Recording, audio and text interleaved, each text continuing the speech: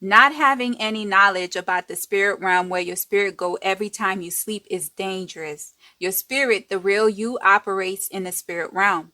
The Most High operates in the spirit realm. The kingdom of darkness operates in the spirit realm.